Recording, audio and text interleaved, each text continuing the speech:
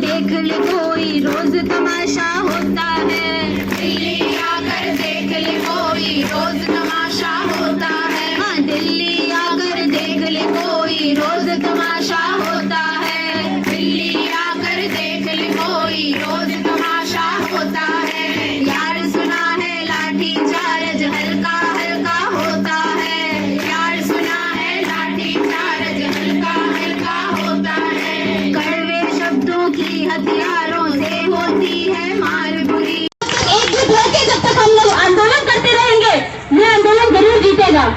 1905 में जब Lord Curzon ने कहा था, जब संविधान विभाजन की बात हुई, उसने बोल दिया था कि ये तो अनसेकंड फैक्ट है, ये तो हो गया, हमने बना दी नीति, ये नहीं बदलेगा। लेकिन जनता के आंदोलन में उस नीति को बदला, आज फिर से आंदोलन आएगा और फिर से ये जनता की मांगों को पूरा करेगी।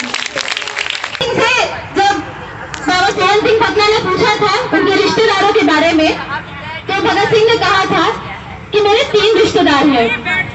पहले रिश्तेदार वो जिन्होंने मुझसे पहले इस आजादी की लड़ाई में कुर्बानी दी है, खुदीराम बोस, सरदार सिंह सराभा जैसे लोग। दूसरे रिश्तेदार वो जो मेरे साथ अभी काम कर रहे हैं, जिनके साथ मैं अभी काम कर रहा हूँ। और तीसरे रिश्तेदार वो जो इस आंदोलन को आगे बढ़ाएंगे। और आज ये हमारे सामने जो नीति किरण है कि भगत सिंह के तीसरे रिश्तेदार यहाँ बैठे हुए हैं। और जिस तरीके से भगत सिंह आखिरी सांस तक लड़ते रहे, उस तरीके से हम लोग भी जब तक हमारी मांगे पूरी नहीं हो जाती हैं, हम लोग लड़ते रहेंगे। और छात्रों का, पूरे देश भर के, सिर्फ दिल्ली के छात्रों का नहीं, पूरे देश भर के छात्रों का, युवाओं का, मजदूरों का, किसानों का समर्थन इस आंदोलन के साथ है। ये क्यों तय किया हमने लिखित जवाब देना? ये लिखित जवाब देना हमने इसलिए तय किया, आप सब ध्यान से सुनिए। ये चिट्ठी हर एक उस आशा को अपने डिपार्टमेंट को देनी है जिसको ये चेतावनी पत्र मिला है। लेकिन हमने इसका फैसला क्यों किया? इस चेतावनी पत्र का जवाब देना हमने क्यों सोचा? हमने इसलिए सोचा कि ये प्रशासन इस बात को भी समझ ले कि जिस तरीके से वो हमें चेतावनी पत्र देकर के डराना चाहता है, हमें भी डराना आता है। हम भी अपना पत्र देकर के प्रशासन को डराएंगे कि लीजिए, आप भी एक पत्र ले लीजिए। आपने हमें एक पत्र दिया ना, लीजिए आप भी एक पत्र लीजिए। आपने हमें मिठाई दी ना, आप भी एक मिठाई लीजिए। आप भी 1907 में भगत सिंह का जन्म हुआ था। हम सभी जानते हैं कि जन्म से कोई महान नहीं होता, कोई महान बनता है तो अपने कर्म से। जो उसका कर्म है वही उसको महान बनाता है।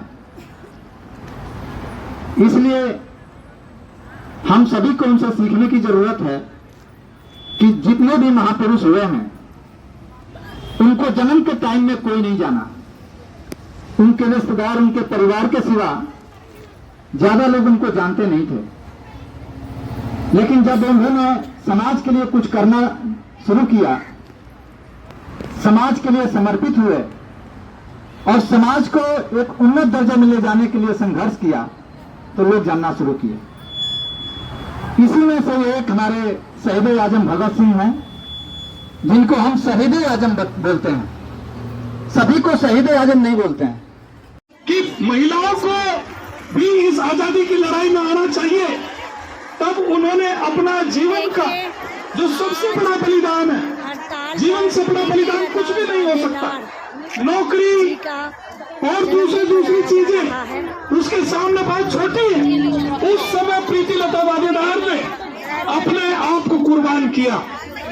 एक बात जो आपको पता होनी चाहिए प्रीति लता वादेदार के बारे में, अगर उसकी चिट्ठी होती, उसने अपनी माँ को एक चिट्ठी लिखी थी।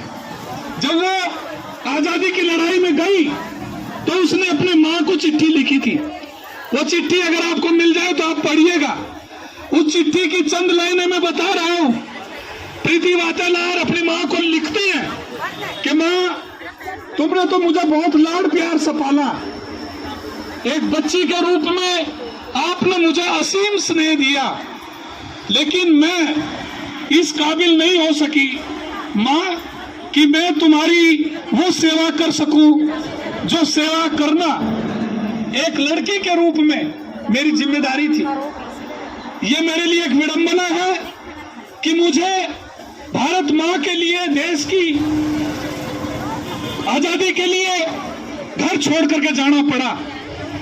वो लिखती है कि मां तुम इससे कुछ दुखी होंगी, लेकिन ये रास्ता छोड़ के और कोई रास्ता मेरे पास में नहीं है। प्रीति लता